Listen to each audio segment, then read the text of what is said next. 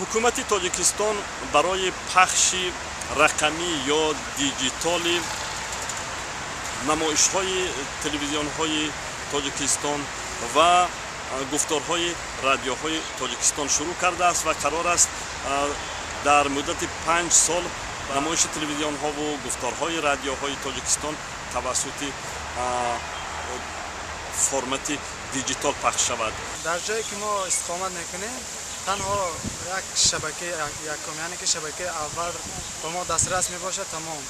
дар ҳоли ҳозир тавре ки мусоҳибонамон ҳам гуфтанд, сокинони деҳоти дурдасти Тоҷикистон ва ҳатто маркази ноҳияҳо ба тамоми 8 шабакаи умумиҷумҳуриявӣ дастрасӣ надоранд. дигар спутникҳо ҳастанд, масалан спутники афғонистон, эрон, ӯзбекистон ё Россия, дигар каналҳо зиёдтар онҳо ҳам тамошо мекунем, чунки шабакаи Тоҷикистон кам ҳаст. яъне дар ҳоли ҳозир сокинони деҳот роҳат наметавонанд намоишҳои тамоми шабакаҳои умумиҷумҳуриявии Тоҷикистонро тамошо кунанд.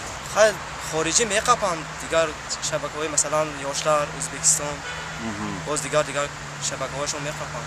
қирғизӣ ҳам мумкин аст тамошо? қирғизӣ дар ҳар ҷо қабиданаш мумкин аст. баъзан мешавад амехир ки меқапанд. шаҳраки Саразм ҳаст, дар он ҷо бештар каналҳои Ӯзбекистон кор мекунанд, каналҳои Тоҷикистон кам, баъзан вақт пайдо мешаванд, баъзан вақт мавҷ намерасад аз сабаби намедонам чӣ бошад.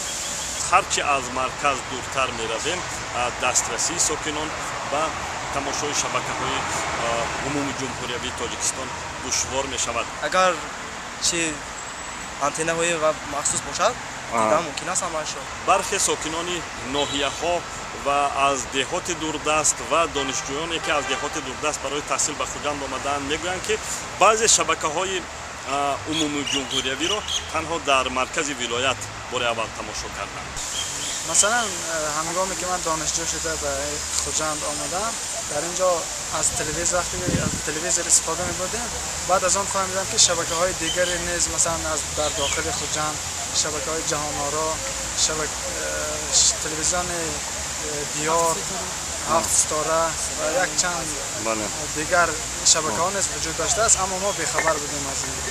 Маъсуми Муҳаммадраҷаб, Озодӣ, Хуҷанд. Мо бемалол мегӯям.